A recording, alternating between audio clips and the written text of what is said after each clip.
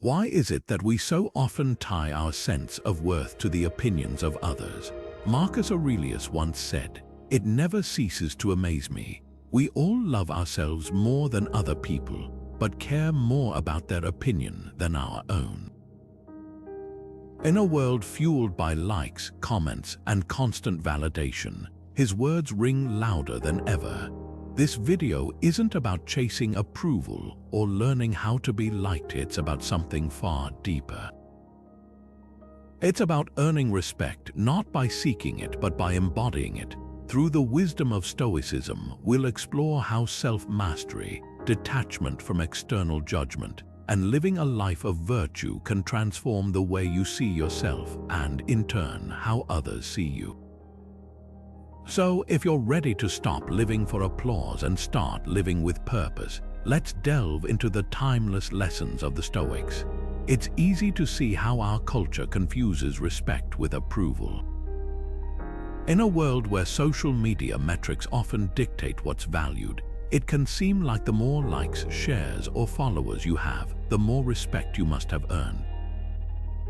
But is that really respect? From a Stoic perspective, the two couldn't be more different. Respect is rooted in who you are, your character, your actions, and your integrity. Approval, on the other hand, is fickle and fleeting, driven by external validation and the ever-changing opinions of others. Epictetus put it simply, "If you are ever tempted to look for outside approval, realize that you have compromised your integrity. Be satisfied instead to be considered foolish and stupid by anyone who is not a philosopher." What he's saying is that to chase approval is to place your self-worth in the hands of others, a dangerous game that often leads to anxiety, insecurity, and a lack of inner peace. Respect, however, is different. It doesn't depend on other people's opinions. It's earned when you live in alignment with your values, when you act justly, and when you hold yourself accountable to a standard of virtue. Let's break this down with an example many of us can relate to: social media. Imagine someone who posts curated photos every day, obsessively checking their phone to see how many likes or comments they've received. The dopamine hit from those notifications might feel good for a moment, but when the engagement slows down or criticism creeps in, the same person feels deflated, maybe even worthless. That's approval seeking in action. It's fragile because it depends entirely on external feedback, which can change in an instant. Now contrast that with someone who doesn't measure their self-worth by the opinions of others. Perhaps they use social media to share ideas that reflect their values or to connect in meaningful ways, but their sense of self isn't tied to how others react. They focus on what they can control, living authentically, acting with integrity, and staying true to their principles. Over time, people respect them for their consistency and character, not because they're pandering for attention, but because they're grounded in something deeper. This distinction is critical from a Stoic standpoint. Respect is tied to virtue. It's about doing what's right, even when no one is watching, because it aligns with your moral compass.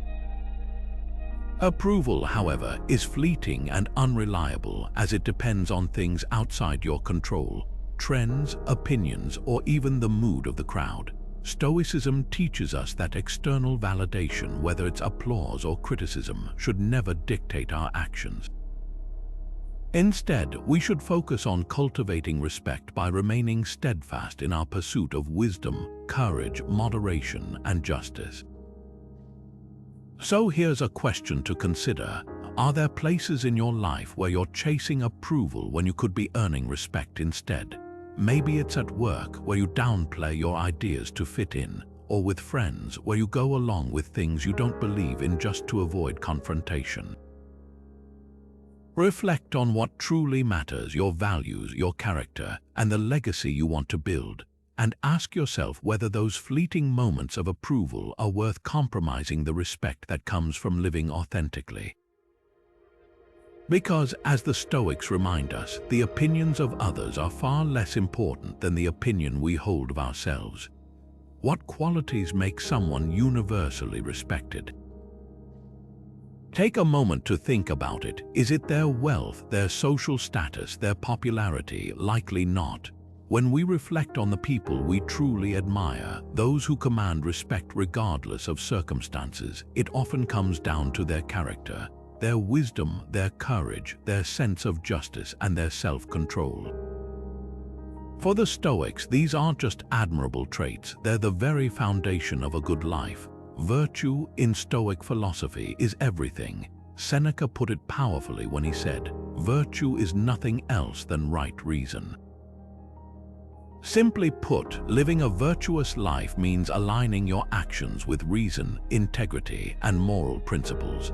And when we focus on living with virtue, the respect of others becomes a natural byproduct, not because we seek it, but because it's a reflection of the strength of our character. So, how does this translate into real life? Let's break it down through the 4 core Stoic virtues: wisdom, courage, justice, and self-control. Wisdom means making decisions based on rational thought rather than impulsive emotions. It's the ability to see things clearly and act accordingly. Courage is not about the absence of fear, but the willingness to do what's right despite it. Justice is treating others with fairness, giving them what they are due, and acting in a way that promotes harmony. And self-control is mastering your desires and impulses so that you're guided by reason rather than fleeting pleasures or temptations. These virtues are timeless because they resonate universally. Think about the people you respect most in your own life, perhaps a mentor, a friend, or a historical figure.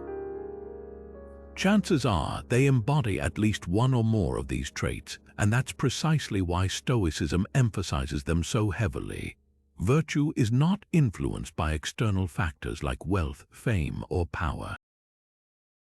It's entirely within your control, and because of that, it's a reliable path to earning not only self-respect but the genuine respect of others. Now let's apply this to a relatable challenge: maintaining integrity under pressure. Imagine you're in a situation where cutting corners or telling a small lie might earn you a quick win. A promotion at work, an easier way out of a problem, or perhaps the approval of someone you admire. The temptation is strong because for a moment it might feel like the world sees you as successful or competent. But ask yourself, is this what a virtuous person would do? Marcus Aurelius reminds us, just that you do the right thing, the rest doesn't matter. True respect is built when you stay true to your principles, even when no one is looking, or when it means taking the harder road. For example, think of someone who speaks up against an injustice at work, even when it's uncomfortable. It takes courage to challenge the status quo and self-control to resist the urge to stay silent for personal gain. That act of living according to virtue may not immediately be rewarded with applause, but over time, it builds a reputation for integrity and moral strength. And that's the kind of respect that endures. The beauty of virtue is that it's a choice you can make at any moment. It's not dependent on whether others notice or acknowledge it.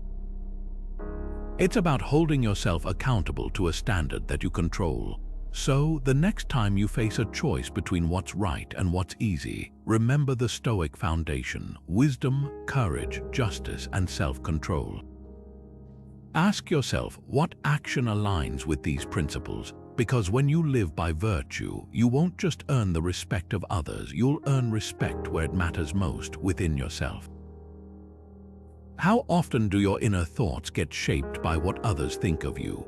It's a question worth pondering, because so much of our suffering comes not from the events around us, but from how we interpret those events, how we let external judgments creep into our minds and shape our self-worth. The Stoics were acutely aware of this and believed that mastering your inner dialogue was one of the most powerful tools for building confidence, earning respect, and living a life of integrity. Epictetus taught that it's not the things themselves that disturb us, but our beliefs about those things. He called these initial reactions, impressions, the immediate thoughts and emotions we experience when faced with a situation. Imagine, for instance, that someone criticizes your work or makes a negative comment about you. Your first impression might be something like, "They think I'm not good enough," or "Maybe I've made a mistake." But here's the key: impressions are not facts. They're simply knee-jerk reactions, often shaped by our insecurities or by the weight we give to other people's opinions. Epictetus reminds us that we have the power to pause, examine these impressions, and challenge them. Instead of accepting every thought as truth, we can ask ourselves, is this rational? Does this align with my values, or am I letting someone else's opinion dictate how I feel about myself? This ability to stop and assess our inner dialogue is where real strength lies. It's not about silencing your thoughts, but about disciplining them, keeping what's constructive and letting go of what's not. Let's look at an example. Say you're standing firm in your values, perhaps speaking out against something that you believe is unjust. Inevitably, this stance might draw criticism. People might call you out, question your intentions, or even try to undermine your credibility. In this moment, it's tempting to let their words shake your confidence. You might think, "What if they're right?" or "What if I've gone too far?" But a Stoic approach would encourage you to respond differently. Instead of letting those thoughts spiral, remind yourself of why you took a stand in the first place. Reflect on your values: justice, integrity, and courage, and remind yourself that the opinions of others are beyond your control. What you can control is your adherence to what's right. When you shift your inner dialogue in this way, something profound happens. You stop being a prisoner to other people's expectations. You stop seeking their approval and start focusing on what's truly within your power, your actions, your beliefs, and your character. Over time, this builds an unshakable sense of self-respect, and others will begin to see it too. People are drawn to those who are steady in their principles, who don't waver in the face of criticism or doubt, because they embody the very qualities that inspire trust and admiration. Now take a moment to reflect on your own inner dialogue. How often do you let other people's opinions shape the way you view yourself? Do you question your principles when faced with criticism, or do you stay grounded in what you know to be true? Start paying attention to these thoughts. When you catch yourself reacting to an impression, pause and ask, is this thought serving me? Is it aligned with the person I want to be? Mastering your inner dialogue isn't something that happens overnight, but every small step you take to discipline your mind brings you closer to the unshakable confidence and respect that comes from living life on your terms. You can't control what others think, but you can control how you respond. This simple truth lies at the heart of the Stoic approach to detachment from external judgment. The Stoics understood that the opinions of others are entirely outside of our control, shaped by their own biases, experiences, and emotions. Yet, so often, we allow those opinions to dictate how we feel about ourselves. The danger in this is clear. Tying your self-worth to something you can never control is like building a house on sand. It's unstable, exhausting, and ultimately unsustainable. But there is a better way. Marcus Aurelius, one of history's great Stoic philosophers, wrote, "It never harms the soul to act in accordance with virtue, and the soul is never harmed by what others say or think of you." His words remind us that no amount of criticism, slander, or even praise can touch the core of who we are unless we let it. What truly matters is not what others say about us, but how we act, how we live, and how steadfast we are in our principles. Detachment from external judgment frees us to focus on what we can control, our own behavior and reactions. Let's take a modern example. Imagine you've worked hard on a project at work, and during a team meeting, someone offers harsh and dismissive criticism of your efforts. It stings. Your first instinct might be to defend yourself, to explain, or even to retaliate, but pause for a moment. Ask yourself, is their opinion something I can control? Does their judgment change the value of the effort I put in? The Stoic approach in this moment is to detach, not by ignoring the feedback outright, but by separating the constructive from the emotional. Instead of taking it personally or allowing frustration to cloud your actions, you focus on what you can control, your response. You might calmly ask for clarification or take the useful parts of the feedback to improve, but you resist the urge to let their tone or negativity define your self-worth. This calm and measured response not only helps you maintain your composure, but also earns the respect of those around you. Why? Because people admire self-reliance and emotional resilience. Detachment doesn't mean apathy. It doesn't mean you stop caring or that you dismiss other people entirely. What it means is that you stop giving others the power to dictate your inner state. By doing so, you cultivate a quiet confidence that says, "I'm rooted in who I am. My actions, not their opinions, define me." Over time, this confidence fosters respect not because you demand it, but because it's an unspoken strength that others naturally recognize. To practice this kind of detachment, start by shifting your perspective. The next time someone criticizes you, instead of reacting immediately, pause and mentally create some distance. Remind yourself that their opinion is just that, an opinion. It doesn't carry any inherent truth unless you assign it value. Ask yourself, what about this is within my control? Can I learn from this, or is it simply noise? By focusing on what you can influence, your own actions, your own growth, you move through life with a sense of inner stability. So let's reflect. How often do you find yourself dwelling on what others think? Are there times where fear of judgment has stopped you from acting with authenticity or speaking your truth? Detachment from external judgment isn't easy. It requires practice, patience, and self-awareness. But every small step you take toward letting go of what you can't control and focusing instead on living with integrity and purpose strengthens your character. And when your sense of self isn't tethered to the whims of others, you'll find something remarkable happens. Respect comes not because you've sought it, but because you've earned it, starting from within. One of the most powerful ideas in Stoicism, and one that can fundamentally transform how you approach respect, is the concept of the dichotomy of control. Epictetus articulated it beautifully in his Enchiridion when he said, "Some things are up to us and some things are not." At first glance, this might sound simple, even obvious. But the wisdom in this teaching lies in its depth.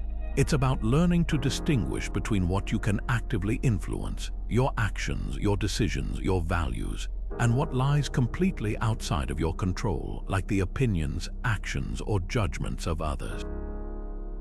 Mastering this distinction is key, not only to finding inner peace, but also to earning genuine respect. Why does this matter so much? Because when you focus your energy on things outside your control, you set yourself up for frustration, anxiety, and constant disappointment. Think about it. If your sense of worth depends on things like approval, praise, or outcomes that can't be guaranteed, you'll always be at the mercy of forces beyond you. But when you shift your attention to what is within your power, your choices, your effort, and how you respond to life's challenges, you regain control over your own narrative. This self-mastery is not only empowering but deeply respectable. Let's consider a practical example. Imagine you're in a high-stress situation, like giving a presentation at work or speaking in front of a large group of people. There are countless factors outside your control: the mood of the audience, whether the technology works perfectly, or how people react to your ideas. A person consumed by these externalities might obsess over what others will think or spiral into panic if something goes wrong. But a Stoic approach would be entirely different. Instead of worrying about those uncontrollable factors, you'd focus on what you can control, preparing thoroughly, speaking clearly, and carrying yourself with confidence and integrity. Even if the presentation doesn't go exactly as planned, you can rest assured that you did your part, staying grounded in your efforts rather than being swept away by the uncertainty of the outcome. This approach is transformative because it protects your self-respect. When you know you've done everything within your power to act in alignment with your values, your sense of worth isn't tied to the opinions of others. And that quiet confidence, the ability to remain composed and self-assured even when things don't go perfectly, tends to command respect from those around you. Why? Because people admire those who remain steady under pressure, those who are clearly guided by their own principles rather than external chaos. There's another important layer to the dichotomy of control. It promotes fairness and humility when dealing with others. By accepting that you can't control how others behave, you stop trying to manipulate or change them and instead act in ways that reflect your own sense of justice. This creates a foundation of mutual respect. For example, imagine mediating a conflict between two co-workers. You can't force them to agree with each other or see things your way. But what you can do is approach the situation with patience, fairness, and a clear commitment to finding the best solution. Even if the resolution isn't perfect, your steady presence and integrity will leave a lasting impression. Epictetus' teaching isn't just about reducing stress or avoiding unnecessary conflicts, it's about living in alignment with your values. When you stop wasting energy on what you can't control and instead channel it into becoming the best version of yourself, you cultivate a sense of self-respect that no one can take away.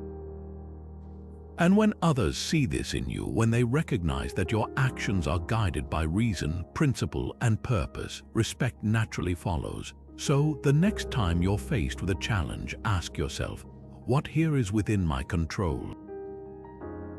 And what isn't? Focus all your attention on the former and let go of the rest, because when you master what you can control, you not only find peace within, you inspire respect without even having to seek it. What does it mean to be a person of integrity? Is it simply about being honest, or does it go deeper than that? For the Stoics, integrity is not just a trait, it's a way of life. It's about ensuring that your actions consistently align with your values, no matter the circumstance. Seneca once wrote, "It is not what we say, but what we do that defines us." In other words, integrity isn't about making promises or stating lofty ideals. It's about living those ideals every day, even and especially when it's hard. Living with integrity requires a kind of internal harmony. It means that who you claim to be matches who you truly are, both in private and in public. This consistency is the foundation of a respectable character. People are naturally drawn to those who don't just talk about principles but embody them in their actions. Why? Because in a world full of empty words and broken promises, someone who consistently acts with integrity stands out as trustworthy and grounded. But living this way isn't easy. It often demands courage, sacrifice, and the willingness to face discomfort. Take, for example, the challenge of standing firm in your ethical values, even when doing so might cost you. Imagine you're in a workplace where cutting corners or engaging in questionable practices is the norm. The easy choice would be to go along with it, to follow the crowd, remain silent, and avoid conflict. But integrity asks something more of you. It asks you to take a stand, even if it means risking temporary disapproval or even your position.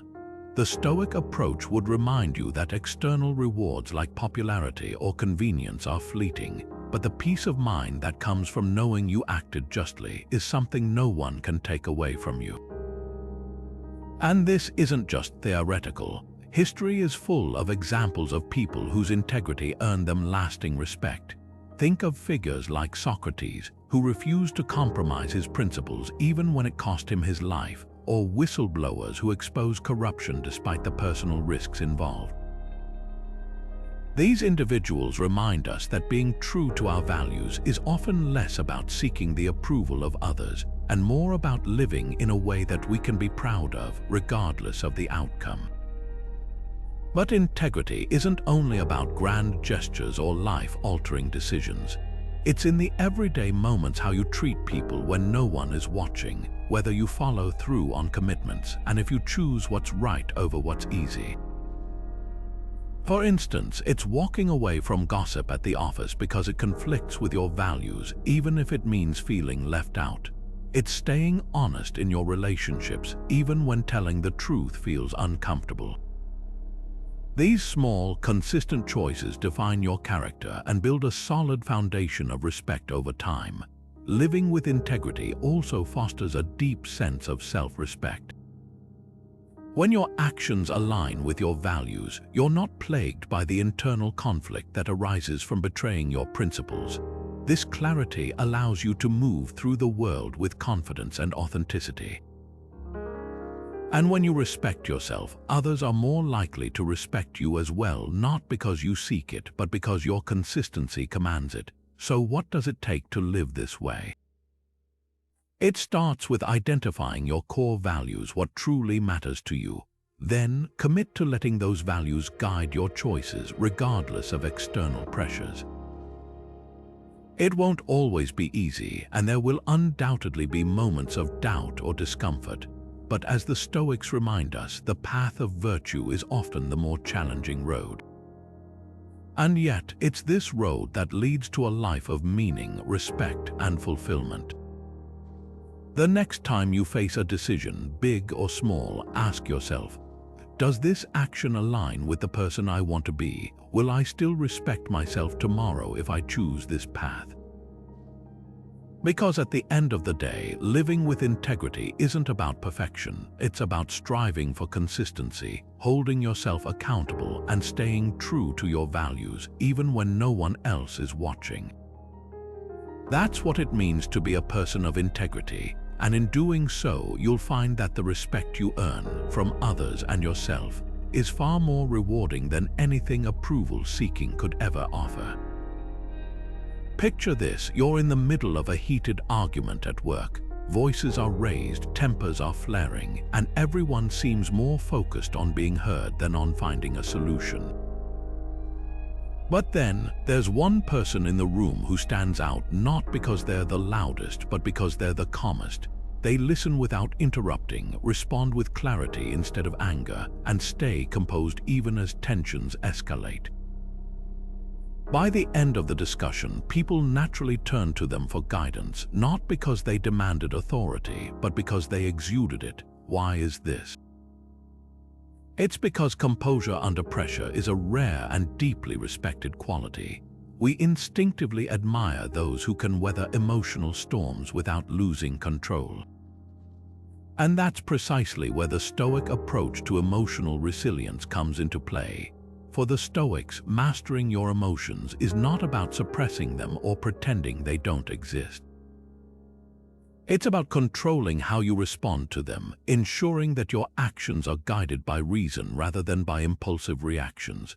Marcus Aurelius, in his Meditations wrote, "You have power over your mind, not outside events."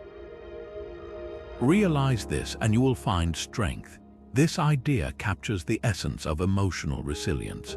While you may not be able to control the situations life throws at you, you always have control over how you choose to interpret and respond to those situations.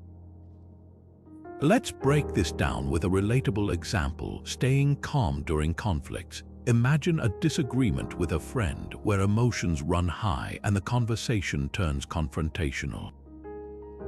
It's easy and tempting to react emotionally, perhaps snapping back with harsh words or becoming defensive. But according to the Stoics, such reactions often lead to regret because they're based on impulse rather than careful thought. Instead, they suggest practicing what's often referred to as emotional detachment. This doesn't mean you stop caring about the issue or the person involved. It means stepping back mentally, taking a moment to pause, and seeing the situation for what it truly is: a temporary challenge, not a personal attack.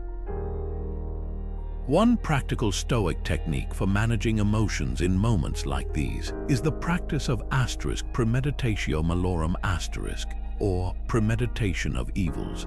As Marcus Aurelius advised, prepare yourself mentally for the possibility of conflict or adversity before it happens. Ask yourself, what's the worst that could happen in this situation?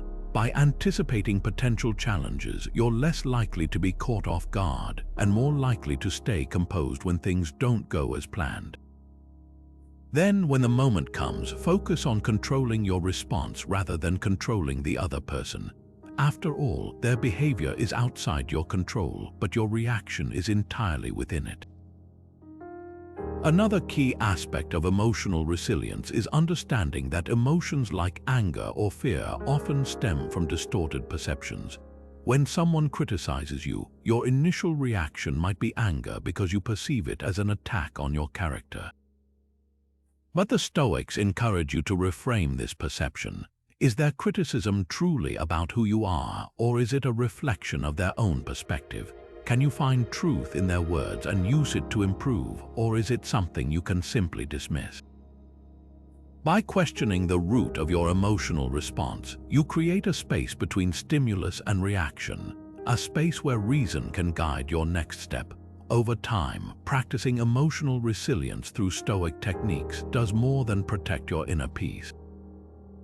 It also builds respect. When you remain calm under pressure, people see you as dependable, thoughtful, and in control not just of yourself but of the situation as a whole. They'll look to you in times of crisis not because you demand their trust, but because you've earned it through your consistent composure. So, the next time you feel your emotions rising, take a deep breath and remind yourself of this. The situation itself doesn't control you, your response does. As you practice the art of emotional resilience, you'll not only strengthen your inner confidence, but also cultivate the kind of respect that comes from being steady, reliable, and unshakable in the face of life's unpredictability. Imagine a choice between two paths. One leads to widespread admiration, applause, recognition, and the kind of societal validation that many of us crave. The other path is quieter, less glamorous. It may not turn heads or win awards, but it aligns with something much deeper: your values, your sense of purpose, your reason for being. Which path would you choose? It's a question we all face in different ways, and the Stoics were clear about where they stood. Always choose purpose over popularity. Epictetus emphasized this idea when he said, "First say to yourself what you would be, and then do what you have to do." For the Stoics, living in accordance with your purpose, what they often referred to as living according to nature, is the ultimate guide for life. This isn't about conforming to external expectations or societal norms. Instead, it's about fulfilling your unique role, embracing your strengths, and living in alignment with your inner principles. Popularity, by contrast, is fickle. It depends entirely on external validation and often requires bending yourself to meet the shifting approval of others. Pursuing it as your primary goal isn't just exhausting, it pulls you further away from a meaningful, authentic life. Let's bring this concept into a modern context. Imagine someone choosing a career path. On one hand, there's the high-paying, prestigious job that society views as a marker of success, a role that comes with admiration from peers, maybe even a little envy. On the other hand, there's a less celebrated path, a career in teaching, art, or social work, for instance, one that doesn't carry the same societal prestige but is deeply fulfilling and aligned with their values. The first choice promises popularity, while the second offers purpose. Many people are tempted to pick the first, not because it resonates with who they are, but because it's what they think they should do to win approval from others. But here's where the Stoic perspective changes everything. Epictetus would remind us that what matters isn't the applause of others, but how well you fulfill your role in life. If teaching others, creating art, or helping people in need is what aligns with your inner sense of purpose, then that is the path you are meant to take. Popularity may come and go, but living in accordance with your values creates a sense of internal peace and fulfillment that no external approval could ever provide. And ironically, when you stay true to your purpose, you often end up earning respect, not because you sought it, but because authenticity is a quality that people admire deeply. Consider how this idea plays out in everyday life. Think about someone like a whistleblower, someone who risks their reputation, their career, or even their safety to expose corruption or injustice. Whistleblowers rarely gain popularity in the moment. In fact, they're often criticized, ostracized, or ridiculed. But why do we respect them? Because they act with purpose, guided by what they believe to be right, even at great personal cost. This kind of integrity, this commitment to staying true to one's principles, demonstrates a level of courage and moral strength that commands admiration, regardless of whether it's widely celebrated. Choosing purpose over popularity doesn't mean ignoring or dismissing others entirely. It simply means not letting their opinions dictate your decisions. It's about grounding yourself in what you believe is right and pursuing what is meaningful to you, rather than constantly chasing external praise. The Stoics would say this is where true freedom lies, not in becoming a slave to the opinions of others, but in aligning your actions with your values and living according to your own nature. So here's a question for you. Are there any areas in your life where you've chosen or felt pressured to choose popularity over purpose? Have you ever found yourself pursuing something not because it felt meaningful, but because it made you look good in the eyes of others? If so, take a moment to reflect on what truly matters to you. When your actions are led by purpose rather than popularity, not only will you find a deeper sense of fulfillment, but you may also find that the respect you earn is far more genuine and lasting than any fleeting applause could ever provide. Actions speak louder than words, especially for the Stoics. They believed that true influence isn't about persuasion through eloquence or demanding loyalty. It's about living a life so aligned with virtue that others naturally respect and follow your example. Seneca put it beautifully when he said, "Long is the road through precepts, short and effective through examples." In other words, people are far more likely to be inspired by what you do than what you say. If you want to earn respect or positively influence others, start by embodying the virtues you wish to see in the world. Take the virtues of temperance and justice, for example. Temperance or self-restraint shows others the value of balance and discipline in decision-making, while justice, the commitment to fairness and moral integrity, sets a standard for ethical behavior. When you model these virtues consistently, you send a powerful message, one that words alone could never convey. You show others what it means to lead with integrity, to act with reason, and to prioritize principles over impulses. Let's apply this idea to a leadership scenario, resolving conflicts with fairness. Imagine you're a team leader and two members of your team are at odds over a project. Each believes their approach is correct, and the tension is disrupting the group's dynamic.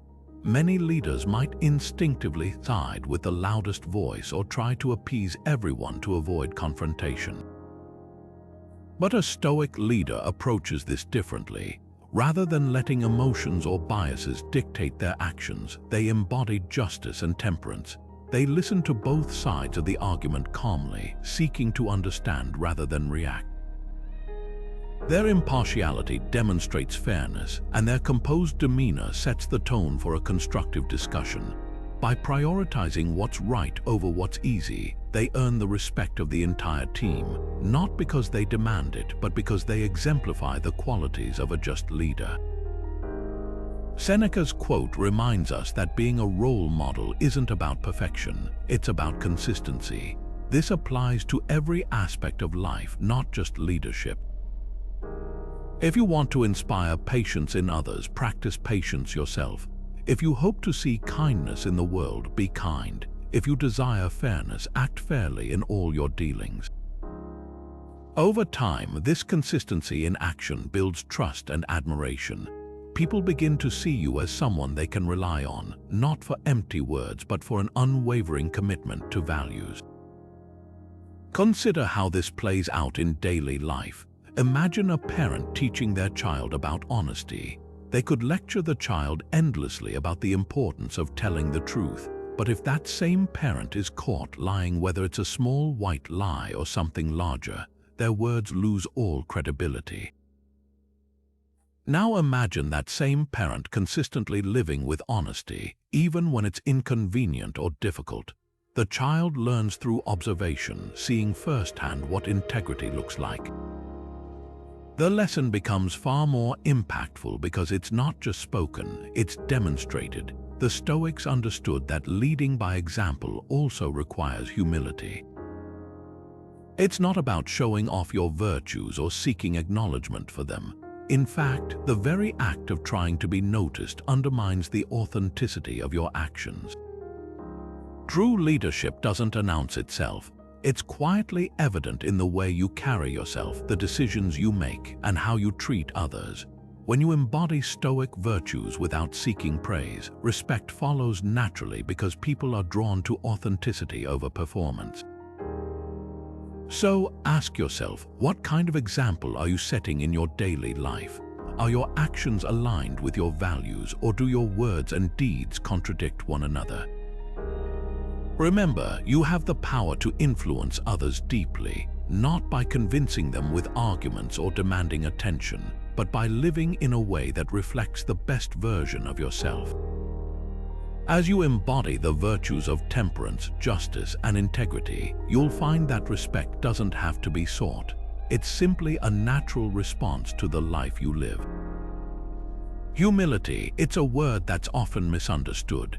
In our modern world, humility is sometimes mistaken for weakness, for a lack of confidence, or for being overly self-effacing. But the Stoics saw humility as something very different. To them, humility was a profound strength, a sign not of self-doubt but of self-awareness. It's not about belittling yourself or diminishing your worth. Rather, it's about recognizing your limits, acknowledging your flaws, and understanding your place in the grander scheme of life. And when it comes to earning respect, humility is one of the most powerful tools you can cultivate. Marcus Aurelius, one of the greatest Stoic philosophers, ruled as Emperor of Rome, arguably the most prestigious and powerful position of his time. Yet despite his status, his writings reveal a deep sense of humility. He regularly reminded himself of his own fallibility, his mortality, and the fleeting nature of fame and fortune. In Meditations he wrote, "You're just one of many, no better than anyone else, no worse." For Marcus, humility wasn't about pretending to be less than he was, but about keeping his ego in check and staying grounded in reality. It was a constant reminder that no matter how high your position, you are still human, imperfect, finite, and part of a larger whole. This perspective aligns perfectly with the Stoic view of human nature. The Stoics believed that by acknowledging our limitations, we free ourselves from the illusion of perfection. No one is omnipotent, no one is flawless. To pretend otherwise, to act as though we're above error or immune to criticism, is to create an image of ourselves that's unsustainable and ultimately isolating. On the other hand, when we openly admit our mistakes, seek to learn from them, and acknowledge the contributions of others, we not only become wiser but also earn the admiration of those around us. Think about it. Who do you respect more, the person who doubles down on a mistake, stubbornly refusing to admit they were wrong, or the person who owns up to it, takes accountability, and works to make it right? The latter, of course. Why? Because admitting a mistake requires courage. It takes strength to set aside your ego, to say, "I was wrong," and to take steps toward improvement. And this act of humility doesn't diminish respect, it deepens it. It shows others that you are honest, self-aware, and committed to growth. Let's consider an example in the workplace. Imagine a leader who makes a poor decision that leads to a setback for their team. A leader without humility might deflect blame, point fingers, or pretend nothing went wrong. In contrast, a Stoic leader would acknowledge the mistake openly. Yes, this was my decision and it didn't work out. Here's what I've learned and here's how I plan to address it moving forward. This level of transparency not only builds trust but also sets an example of responsibility and maturity. The team, rather than losing respect, will likely admire their leader even more for their honesty and willingness to embrace imperfection. Humility also involves recognizing the value of others. It's about understanding that you don't have all the answers and being open to learning from those around you, regardless of their position or expertise. When you approach others with respect and gratitude rather than arrogance or condescension, you foster an environment of mutual respect. People are naturally drawn to those who listen, who collaborate, and who aren't afraid to admit they don't know everything. This openness, this willingness to learn, is yet another facet of humility that earns respect over time. So, let's challenge the common misconception that humility is a sign of weakness. True humility is anything but. It requires self-awareness, courage, and a commitment to personal growth. It's about admitting what you don't know, owning your mistakes, and recognizing that respect isn't about pretending to be perfect, it's about being real. Marcus Aurelius, in all his power and wisdom, understood this deeply. If someone as revered as a Roman emperor could remind himself daily of his humanity and fallibility, surely we can do the same.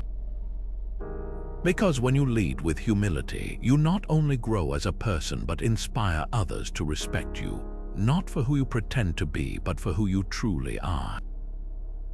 Imagine this: you've been working hard on a project for weeks. You're proud of your efforts and feel confident about the result. Then the feedback comes in harsh, blunt, and critical. Your first instinct might be to feel defensive, maybe even embarrassed or angry. Thoughts like, "They don't understand how much effort I put into this," or "Why are they being so harsh?"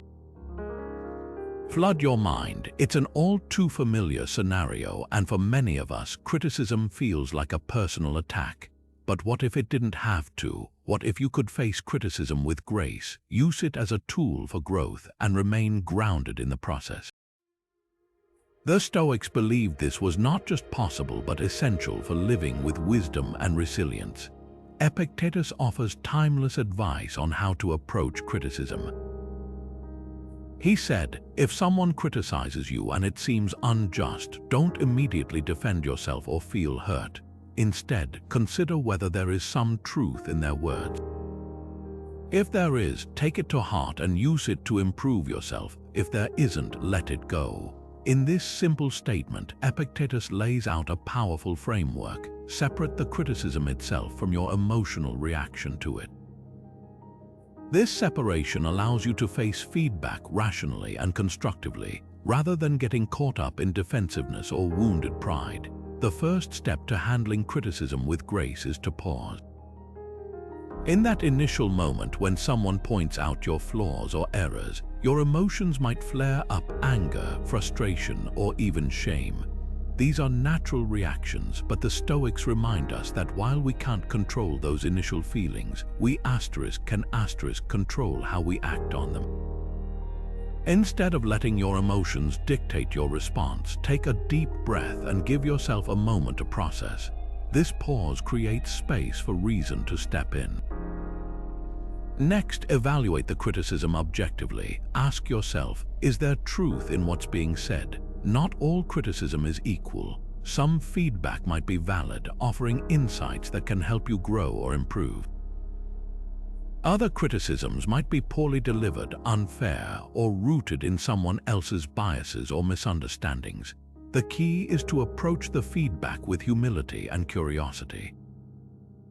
If there's something to learn, take it as an opportunity to refine your work or your behavior. If the criticism is baseless or delivered rudely, set it aside without letting it disrupt your peace of mind. Let's look at a practical example. Imagine you're an artist and you've just presented a new piece of work. Someone tells you, "I think your composition is weak and the colors don't work together." At first, this stings. Your instinct might be to argue or dismiss the person as overly critical, but instead you follow Epictetus' advice and consider their feedback. Is there something constructive in their words? Could there be an issue with your composition or color choices that you overlooked? If so, this criticism becomes a valuable tool for improvement. On the other hand, if you genuinely believe your artistic choices were intentional and align with your vision, you can acknowledge their feedback calmly and let it go, understanding that not everyone will appreciate your style. Another Stoic approach to criticism is to remember that it's often more about the critic than about you. Marcus Aurelius reminded himself, when faced with criticism, consider the motives of the person offering it. Are they trying to help you, or are they acting out of frustration or other emotions? Recognizing that criticism is sometimes a reflection of the other person's state of mind can help you detach from it emotionally. This doesn't mean dismissing all feedback, but it does mean not internalizing negativity that has little to do with you. Finally, gratitude can play an unexpected role in handling criticism. If the feedback is constructive, be grateful for the chance to learn and grow. Even poorly delivered or unfair criticism can teach you something about yourself, about others, or about how to navigate challenging interactions with grace. When you approach criticism from a place of humility and self-awareness, every experience becomes an opportunity for growth. So, the next time you face criticism, resist the urge to take it personally. Pause, evaluate it rationally, and ask yourself, what can I learn from this? By handling criticism with grace, you don't just improve yourself, you also earn respect. People admire those who can remain calm, thoughtful, and open-minded in the face of adversity. And most importantly, by separating your sense of worth from external judgment, you cultivate an inner confidence that no amount of criticism can shake. How much of your self-worth depends on what others think of you?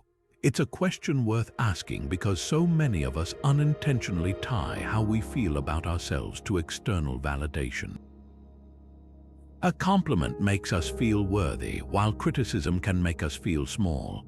But what if you could cultivate a sense of self-worth so strong that it wasn't swayed by the opinions of others? What if your confidence came from within, a deep, unshakable belief in yourself that no external judgment could diminish? This idea lies at the heart of Stoicism. Marcus Aurelius, a Roman emperor who faced immense scrutiny and pressure throughout his life, had a powerful insight on this. He wrote, "You have power over your mind, not outside events. Realize this and you will find strength." In this simple statement is the essence of inner confidence, understanding that your worth isn't tied to anything outside of your control, but to how you choose to think and act. Stoicism teaches us that self-respect, grounded in our own values and principles, is the foundation for both inner confidence and the respect we gain from others. When you respect yourself, the opinions of others lose their grip on you because you no longer need their validation to feel secure. Let's consider a common scenario, the fear of judgment in social settings.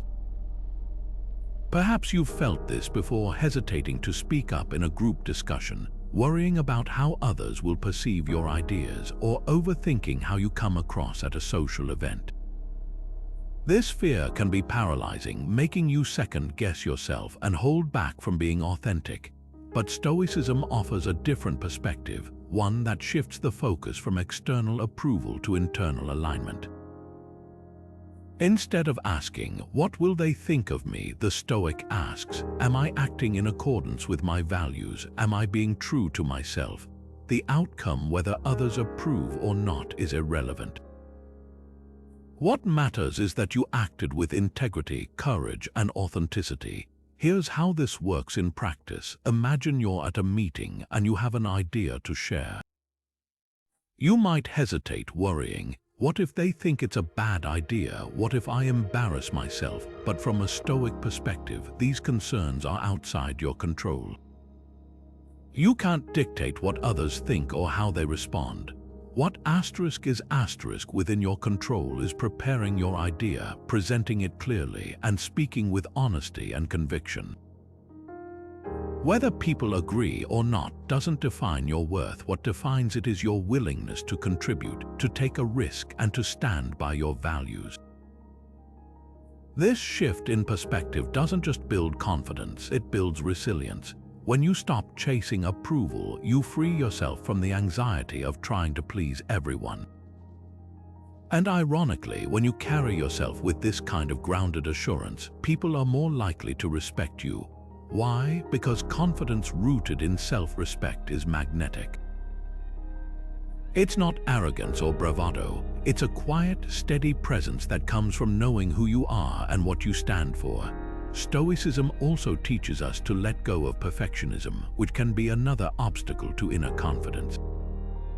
Marcus Aurelius reminds us, don't be ashamed of needing help. You have a duty to fulfill like a soldier on the wall of battle. So what if you fall? So what if you fail? This perspective reframes mistakes and setbacks not as failures, but as opportunities for growth. When you stop holding yourself to impossible standards, you free yourself to take action without fear of falling short. Confidence, in this sense, isn't about being flawless, it's about being willing to try and staying true to your principles, no matter the result. So, how do you begin to build this inner confidence? Start by reflecting on your values. What do you stand for? What kind of person do you want to be? Then, commit to living by those values, regardless of external recognition or criticism. The more you align your actions with your principles, the more you'll respect yourself, and the less you'll worry about the opinions of others. Over time, you'll find that this self-respect becomes a source of unshakable inner strength, one that grounds you in every situation. The next time you feel doubt creeping in, ask yourself, am I acting in a way that aligns with who I want to be? If the answer is yes, then what others think doesn't matter. Because when your confidence comes from within, it's not just unshakable, it's liberating. And in that liberation, you'll find not just respect for yourself, but the kind of respect from others that's earned, not sought. Have you ever noticed how we naturally admire those who seem to have control over themselves?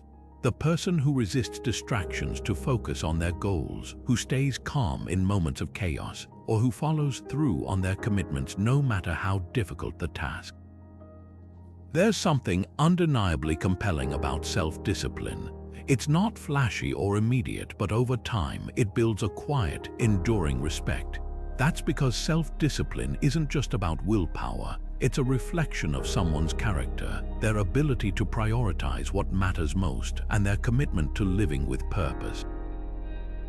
And for the Stoics, self-discipline was more than just a useful skill, it was a foundational virtue. In Stoicism, self-discipline is closely tied to the virtue of temperance, which is the ability to master one's desires and impulses.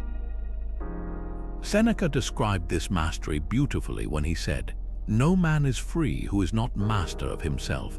To the Stoics, freedom wasn't about doing whatever you want. It was about being free from the tyranny of your appetites, emotions, and distractions.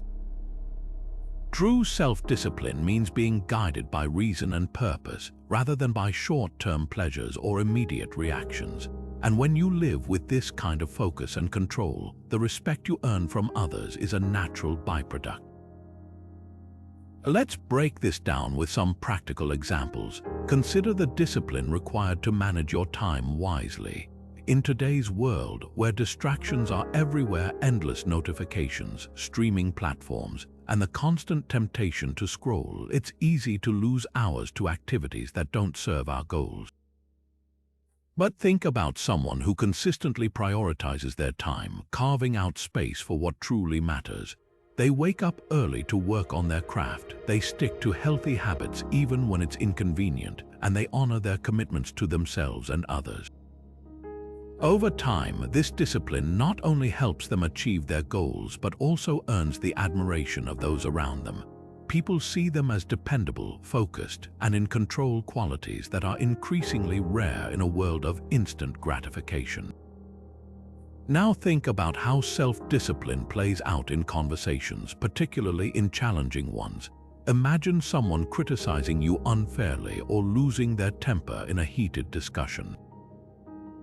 Many of us would feel a pull to react emotionally, to snap back, raise our voice, or match their energy. But someone who has mastered their impulses through self-discipline remains composed.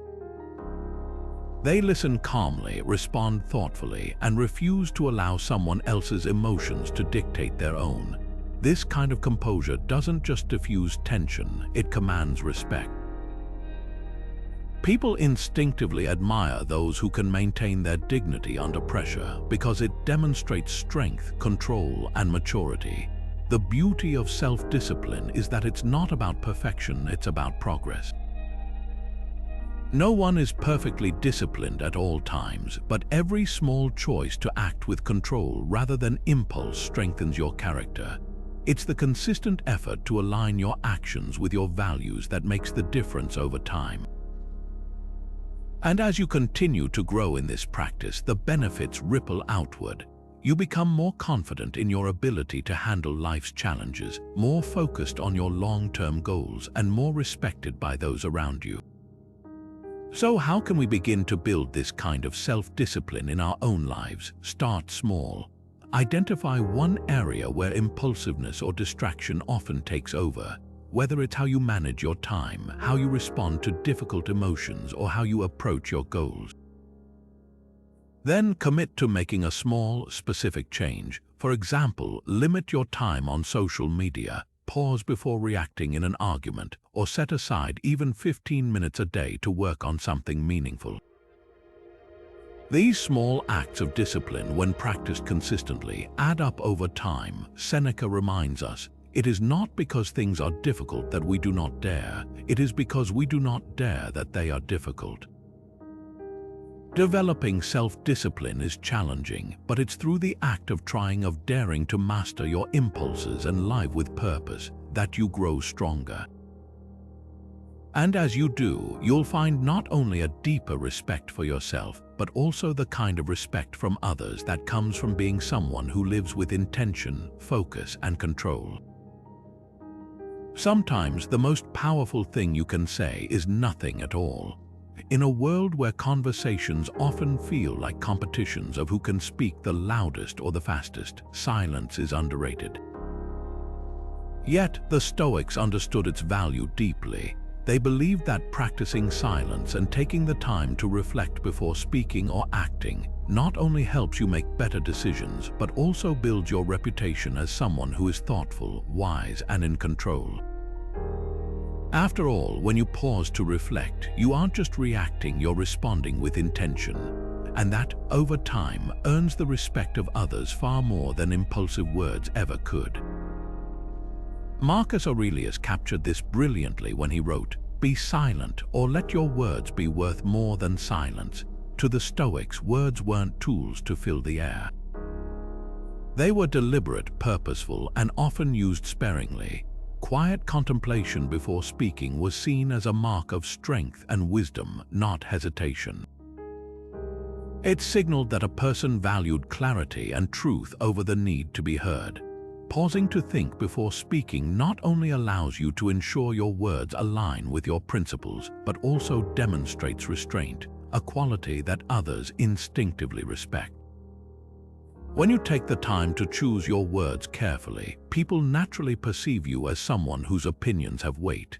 Let's bring this idea into a modern scenario, something as common as a heated argument. Imagine you're in a disagreement with a colleague or loved one. Emotions are running high, and the temptation to strike back with a biting comment or defend yourself impulsively feels overwhelming. Many of us have been there, and we know how easily these situations can escalate. But now picture yourself pausing instead. You take a moment of silence, not as an act of submission, but as a chance to reflect. You ask yourself, what outcome do I want from this conversation? Are my emotions clouding my judgment? Will what I say next help or harm the situation? This brief pause, this silence allows you to regain control over your emotions and choose a response that's constructive rather than reactive. By doing this, not only do you de-escalate the tension, but you also show remarkable composure. It demonstrates to others that you have the self-discipline to prioritize reason over impulse, and that is precisely the kind of behavior people respect. It's not just about the words you avoid saying, it's about the message your silence conveys. That you are someone who thinks before they act, someone who values resolution over conflict, and someone who doesn't allow emotion to dictate their behavior. Silence isn't just valuable in moments of conflict, though. It's a practice that cultivates deeper reflection in all areas of life. The Stoics often emphasize the importance of setting aside time for quiet contemplation to better understand themselves, their values, and their decisions. Seneca, for instance, wrote extensively about the power of self-reflection, advising, "We suffer more often in imagination than in reality. By dedicating time to pause and reflect, we can evaluate our thoughts and emotions before they drive us to act." This habit not only helps us make clearer, wiser choices, but also allows us to lead by example, showing others the importance of introspection in a world that constantly demands reaction. Think about it this way: silence is where understanding begins. In conversation, it signals that you're truly listening, not just waiting for your turn to speak. In conflict, it creates space for clarity, preventing words spoken in anger from doing lasting damage. And in solitude, it offers the chance to realign with your principles, ensuring that your actions are purposeful and meaningful.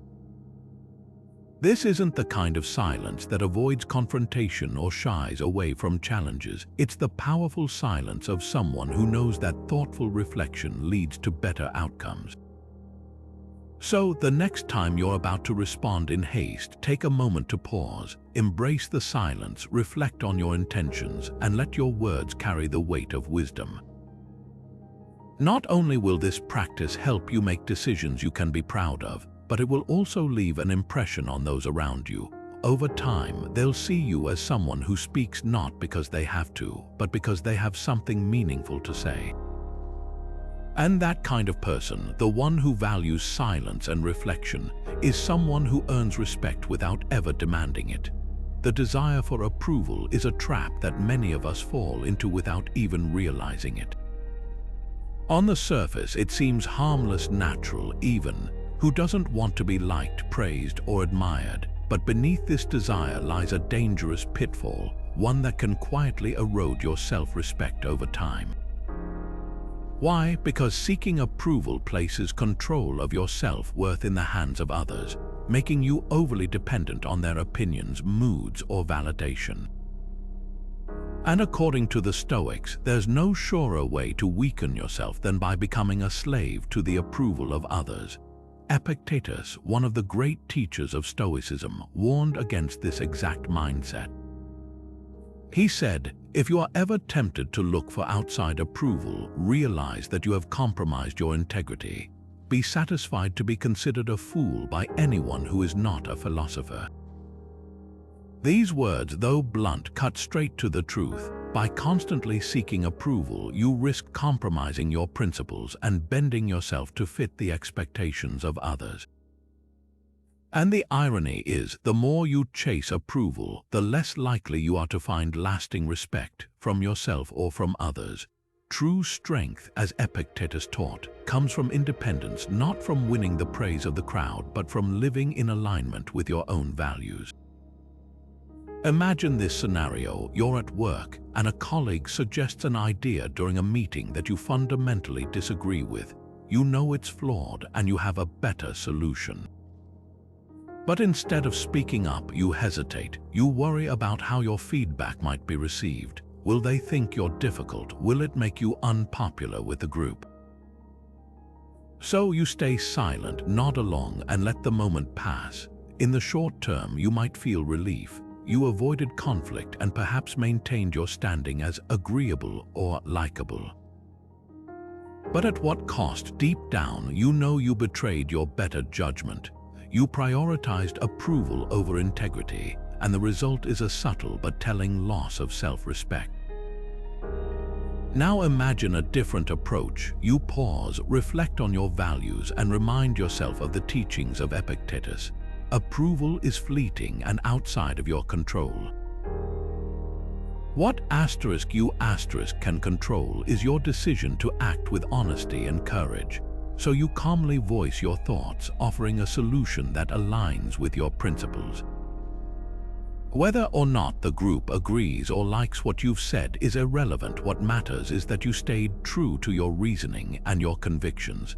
This act of detachment from the need for approval not only strengthens your self-respect, but also sets a powerful example for those around you. People come to respect individuals who act with integrity and courage, not those who constantly seek to please. Detaching from the need for approval doesn't mean becoming disconnected or indifferent to others.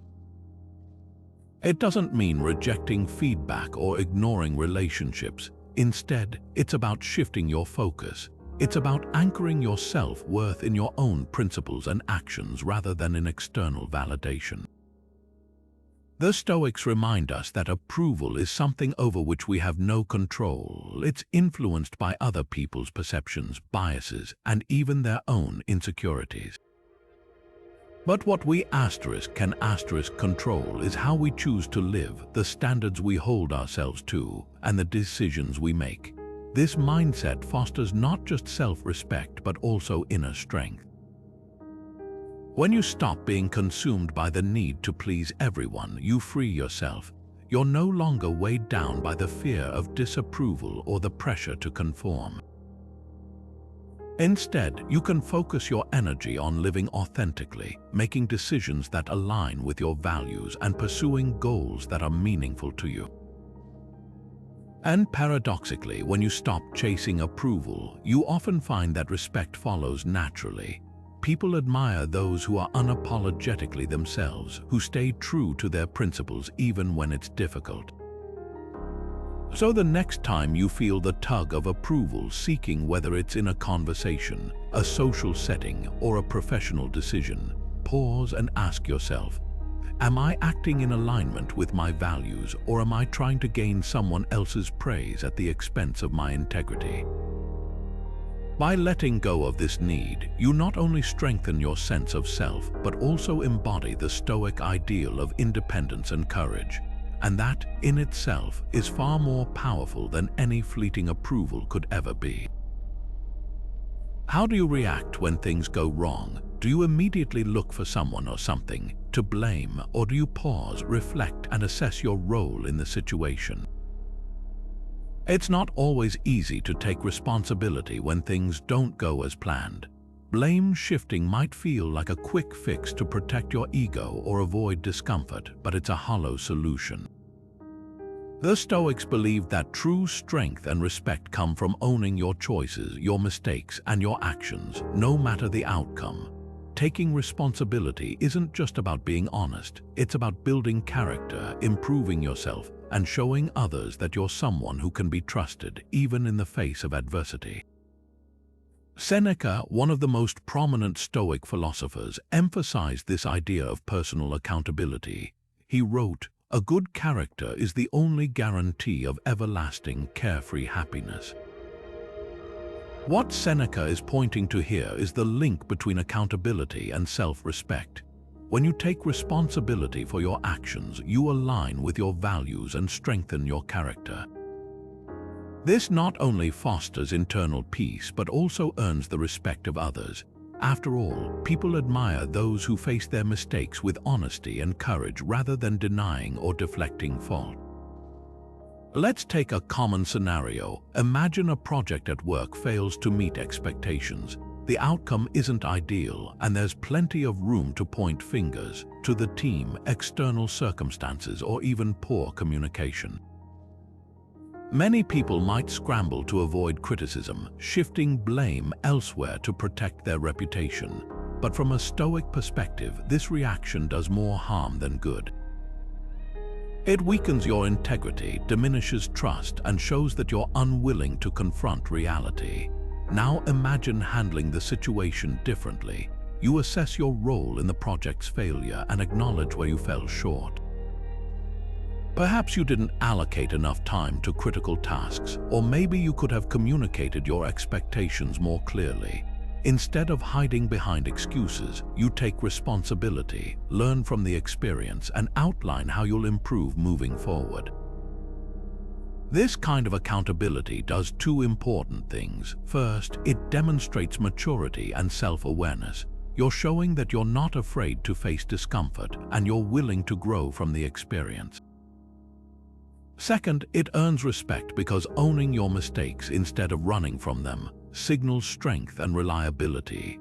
People respect those who can admit when they're wrong and take steps to make things right. It's a rare quality, but precisely because it's rare, it stands out. Taking responsibility also aligns with one of the central teachings of Stoicism, focusing on what you can control. You can't control every situation, nor can you guarantee success in everything you do. But you can control how you respond, whether you choose to own your actions or deflect responsibility. By owning your choices, you reclaim control over your narrative. You move from being someone who reacts passively to external events to someone who takes active ownership of their life. And this practice of accountability isn't just about work or major life decisions. It applies to the small, everyday moments too. For example, missing a friend's birthday or forgetting an important task might feel embarrassing, but instead of brushing it off or finding excuses, owning up to it strengthens your relationships. Simply saying, "I made a mistake and I'll do better," goes a long way in showing others that you value honesty over excuses. So ask yourself, how do you respond when things don't go as planned? Are there moments where you've avoided taking responsibility? And if so, what lesson could you take from that? Taking full accountability isn't always the easiest path, but it's the one that leads to growth, self-respect, and the genuine respect of others. As the Stoics remind us, true strength lies in owning our actions, learning from our missteps, and striving to live with integrity every single day. Think about this. How often do we rush through life, constantly striving, constantly wanting more, without pausing to appreciate what we already have? In the race for the next achievement, the next milestone, or the next possession, it's easy to lose sight of the simple things, the blessings and small victories that make life meaningful. Gratitude, in many ways, is the antidote to this mindset. Far from being just a feel-good concept, gratitude fundamentally shifts the way we see the world and interact with it. It grounds us, keeps us focused on what truly matters, and builds a kind of calm confidence that others naturally respect. Why? Because a grateful person isn't consumed by envy or restless ambition. They exude contentment and perspective, qualities that inspire admiration. The Stoics placed a high value on gratitude, not as an occasional practice but as a way of life. Marcus Aurelius, in his Meditations reminded himself daily to appreciate life's blessings, no matter how small or fleeting. He wrote, "Do not indulge in dreams of what you have not, but reckon up the chief of the blessings you do possess, and then thankfully remember how you would crave for them if they were not yours." In other words, gratitude isn't just about saying thank you. It's about reminding yourself that much of what you already have is what you once wished for. This perspective helps us let go of unnecessary comparisons and focus on the abundance we enjoy in the present moment. Gratitude also serves as a tool to strip away distractions and focus on what's within our control. The Stoics believed that our happiness and sense of fulfillment aren't dictated by external circumstances, but by how we perceive them. Practicing gratitude aligns perfectly with this philosophy. It teaches us to find satisfaction in what we have and avoid wasting energy on what we lack or cannot control. When you're genuinely grateful for what's already in your life, be it your health, relationships, skills, or opportunities, you're less likely to fall into the trap of constantly seeking validation or material gains. This kind of groundedness isn't just personally liberating, it's deeply respectable. People admire those who aren't defined by what they lack but enriched by what they value. Let's apply this principle to everyday life. Imagine you've had a particularly tough day at work. Deadlines were missed, meetings didn't go as planned, and stress levels were high. It's easy to fixate on what went wrong, to replay those moments in your mind and feel frustrated. But what if you took a different approach? Instead of dwelling on the negatives, you paused to list a few small victories. Maybe you had a positive conversation with a colleague, learned something new, or accomplished a minor task that had been on your list. These moments might seem insignificant in the grand scheme, but acknowledging them fosters a sense of gratitude. Over time, this practice builds resilience because it trains your mind to focus on progress rather than setbacks. Gratitude doesn't just improve your own mindset, it impacts how others perceive you. A grateful person radiates humility and steadiness. They're less likely to complain about what's missing and more inclined to lift others up with their perspective. Think about it. Who do you respect more, the person who constantly points out what's wrong, or the one who acknowledges challenges but remains appreciative of what they've achieved? The latter not only inspires but also creates a positive ripple effect. Gratitude helps you build stronger, more meaningful connections because it shows others that you value and respect both them and the opportunities life presents. So, how can you start fostering gratitude in your daily life? Begin with small, consistent rituals. Each morning or evening, take a moment to reflect on 3 things, big or small, that you're grateful for. These could range from simple pleasures like a good meal or a kind word, to larger blessings like your health, family, or opportunities to grow. Write them down if it helps. Over time, you'll notice how this practice shifts your perspective. You'll begin to see abundance where you once saw lack, and others will notice too. Gratitude is contagious. It inspires those around you to appreciate their lives more fully, and in turn, they'll respect you for modeling that mindset. In the end, the Stoics were right. Gratitude isn't just about what we have, it's about how we choose to see the world. And when you practice it consistently, you not only build a stronger, more grounded version of yourself, but also cultivate the kind of deep, authentic respect that comes from living with perspective, humility, and appreciation. Have you ever noticed how the most respected people in life are often those who act not for their own benefit, but for the greater good? We admire the teacher who stays late to help struggling students, the volunteer who works tirelessly to improve their community, or the leader who prioritizes the well-being of their team over personal gain. These are the people who inspire us not because they seek recognition, but because they embody a commitment to something larger than themselves. In Stoic philosophy, serving the greater good isn't just an admirable quality, it's a fundamental virtue. The Stoics believed that working selflessly for the benefit of others aligns with our very nature as human beings and offers a path to both inner fulfillment and genuine respect.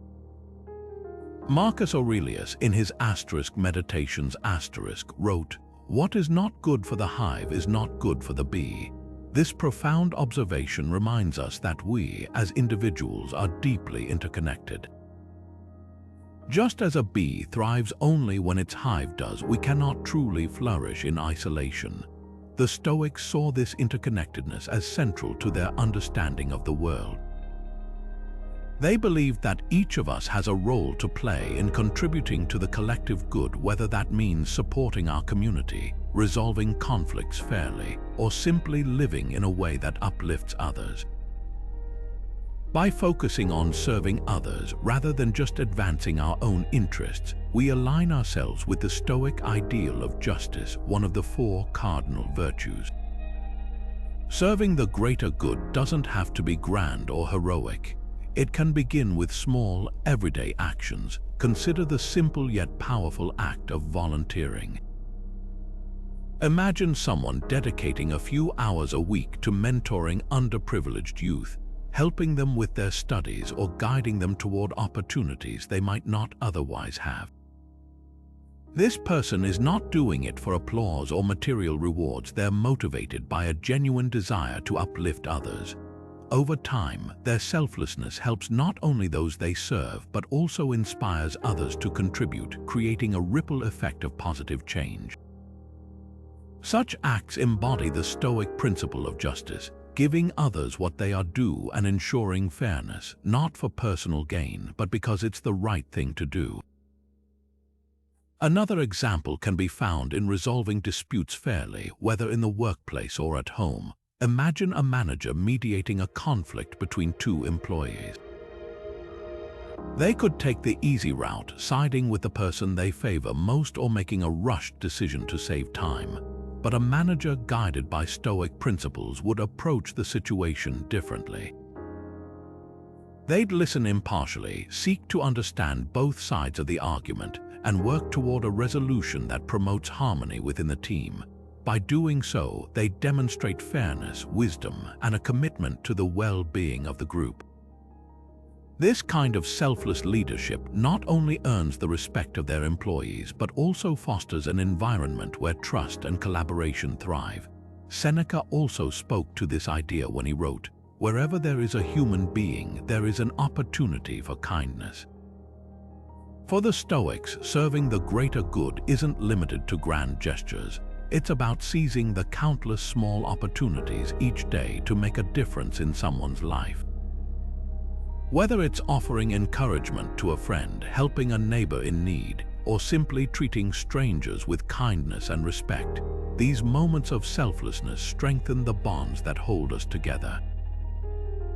And when others see that your actions stem from genuine care rather than self-interest, they'll not only admire you, but they'll also be inspired to act in the same way. The beauty of serving the greater good is that it aligns with who we are at our core. As the Stoics believed, we are social creatures, meant to work together and support one another. When we live for something greater than ourselves, when we prioritize the well-being of others, we find a deeper sense of fulfillment and purpose. And paradoxically, it's through this selflessness that we earn the deepest respect, not because we seek it, but because people are naturally drawn to those who live with integrity, compassion, and a commitment to justice. So the next time you face a choice, whether big or small, ask yourself, will this action serve only me, or will it contribute to the greater good? By choosing the path of service, you not only align with the Stoic virtues, but also become someone worthy of admiration, not for what you take from the world, but for what you give to it. Imagine a man who had every reason to compromise his beliefs, yet refused to do so. Epictetus, one of the most prominent Stoic philosophers, began life as a slave in ancient Rome. Despite his lack of freedom, lack of status, and the severe hardships he endured, he remained unwaveringly committed to his principles. His philosophy didn't just exist in theory, it was a guide for enduring some of the harshest circumstances with dignity, self-control, and moral clarity. Epictetus taught that external circumstances, no matter how dire or tempting, should never dictate your character or cause you to stray from your values. It's not what happens to you, but how you react to it that matters, he famously said.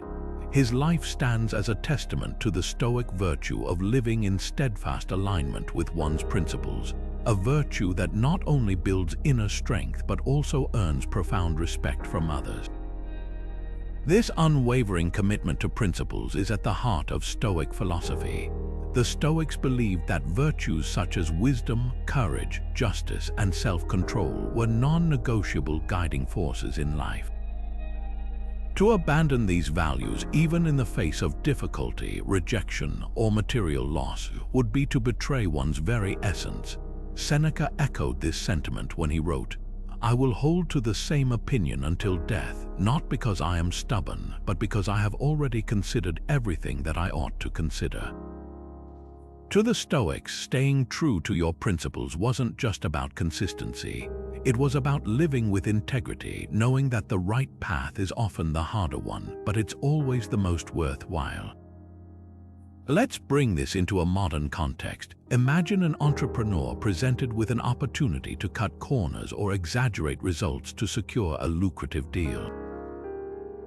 It's tempting after all, the rewards are immediate and the risks of being caught might seem low. But an entrepreneur guided by Stoic principles would pause and reflect. Does this action align with my values? Will I still respect myself tomorrow if I compromise my integrity today? They might choose to walk away from the deal, even if it means foregoing short-term profits. While this decision might not win applause in the moment, it lays the foundation for something much greater. Trust, respect, and the knowledge that success built on integrity is far more enduring than one obtained through dishonesty. Over time, this kind of consistency earns admiration not simply for the accomplishments, but for the principled way in which they were achieved. Living with unwavering commitment to your principles isn't about perfection, but rather about making decisions that align with your values, even when it's inconvenient or difficult. Consider how much trust and respect we naturally feel for someone who consistently acts with fairness, courage, or honesty. These are the people you know will stand firm even under pressure, who won't waver just because the crowd pushes them to. Their consistency creates a sense of reliability and admiration because you always know where they stand. Likewise, when you consistently live by your principles, you won't need to demand respect, it will come to you. But maintaining this consistency is a practice, not an overnight transformation. It requires self-awareness and a willingness to reflect regularly on your values and actions. One practical strategy the Stoics often recommended is to rehearse challenges mentally before they arise. For example, you might imagine facing a situation where you're tempted to compromise your ethics, perhaps pressure at work, peer expectations, or the lure of easy rewards. By preparing in advance, you strengthen your ability to stand firm when those moments arise in real life. Stoics call this premeditatio malorum or premeditation of evils. It's a way to anticipate challenges so you can meet them with clarity and resolve. Ultimately, staying true to your principles is one of the most profound ways to earn respect, not just from others but from yourself.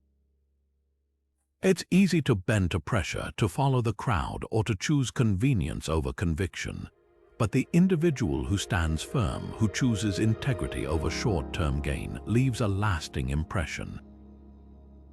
And as Epictetus and Seneca both taught, this steadfastness isn't about seeking approval, it's about living a life you can be proud of, a life led by virtue. So, the next time you're faced with a decision that tests your principles, remind yourself, true respect is built on consistency, and your values are worth standing firm for, no matter the cost. Respect is built through consistent action over time. It's not something you can demand, nor is it something you can acquire instantly. Real respect comes from the steady, intentional practice of living according to your values. The Stoics believed that respect is not a goal in itself, but a natural byproduct of virtuous living. When your actions align with principles like integrity, courage, wisdom, and justice, respect quietly follows, not because you seek it, but because your character makes it inevitable. Seneca wrote, "It is a great thing to possess a good character, but it is equally great to be able to inspire character in others." What he's saying is that the real measure of a person lies in the example they set through their actions, not their words. You don't need to proclaim your virtues or try to convince others of your worth. Instead, you show it through how you treat people, how you navigate challenges, and how you remain committed to your principles even when it's difficult. Respect earned in this way isn't fleeting or superficial. It's rooted in genuine admiration for the kind of person you consistently demonstrate yourself to be. Marcus Aurelius also emphasized this in his Meditations, urging himself and others to waste no more time arguing about what a good man should be one. This timeless advice reminds us that actions, not words, define character.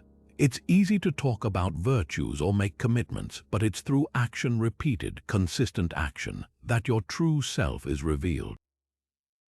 Living this way doesn't just earn you respect, it inspires others to strive toward the same ideals. To bring this philosophy into a modern context, think of the people in your life you respect most.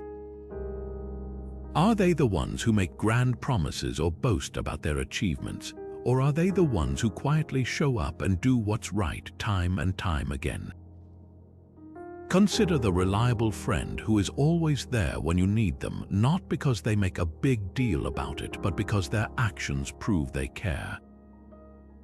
Or the colleague who consistently puts in the effort, supports the team, and upholds their integrity even when no one is watching. These individuals don't demand respect through words, they earn it by letting their actions speak for themselves. For example, imagine someone who volunteers their time to mentor others in their community. They don't do it for recognition or accolades, they do it because they believe in the value of helping others. Over time, their consistent acts of service build not only respect but also trust. People recognize their reliability, their compassion, and their commitment to something larger than themselves. It's this quiet dedication to living out their values that leaves a lasting impression. The Stoic approach to earning respect teaches us to focus less on how others perceive us and more on how we show up in the world. By living with integrity and consistently acting in alignment with our principles, we create a foundation of character that speaks louder than any words ever could. This focus on deeds over declarations helps us transcend the need for validation and instead cultivate respect that is based on authenticity and virtue. So, in your own life, ask yourself, are your actions aligned with the person you want to be? Are you living in a way that reflects the values you hold dear? Remember, respect isn't something you demand or chase. It's something you earn slowly and steadily through the way you choose to live each day. As Seneca and Marcus Aurelius remind us, it's not about saying what we stand for, it's about showing it. Let your actions be the proof of your character, and respect will follow naturally, as it always does for those who lead with virtue. So, what have we learned about earning respect without chasing approval? Through the wisdom of the Stoics, we've uncovered that true respect doesn't come from seeking validation. It comes from living a life grounded in virtue, self-discipline, and detachment from external judgment. It's about embodying qualities like integrity, courage, and humility in your daily actions, not because you want others to notice, but because it's aligned with your values and principles.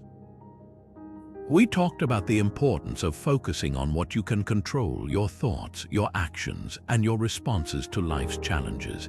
As Epictetus taught, the opinions of others are beyond your control, but how you act in alignment with your virtues is entirely up to you.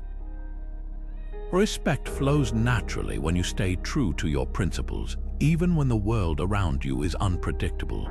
We also explored the idea of self-discipline, mastering your impulses and emotions rather than letting them dictate your behavior. Whether it's pausing before reacting in a heated moment or staying steadfast in your commitments, this ability to control yourself earns genuine admiration. The Stoics understood that self-mastery radiates a strength that others instinctively respect. And let's not forget the power of humility and purpose. Respect isn't about bragging or demanding attention, it's about quietly doing the right thing, even when it's hard, and serving something greater than yourself. Whether it's standing firm in your values, accepting responsibility for your actions, or finding opportunities to uplift others, every small step you take in this direction contributes to a life of meaning and respect.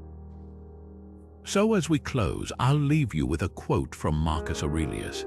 "It never ceases to amaze me. We all love ourselves more than other people, but care more about their opinion than our own."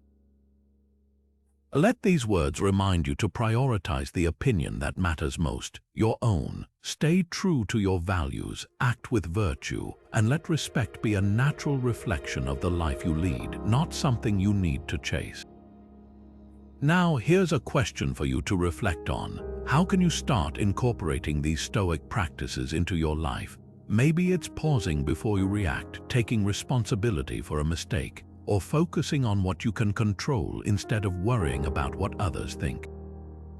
Share your thoughts in the comments. I'd love to hear how you plan to live these principles. And if you found this video valuable, consider subscribing for more insights on Stoicism and how it can guide us in living more meaningful lives. Together, let's continue exploring these timeless lessons and applying them to our modern challenges. Thank you for watching, and I'll see you in the next video.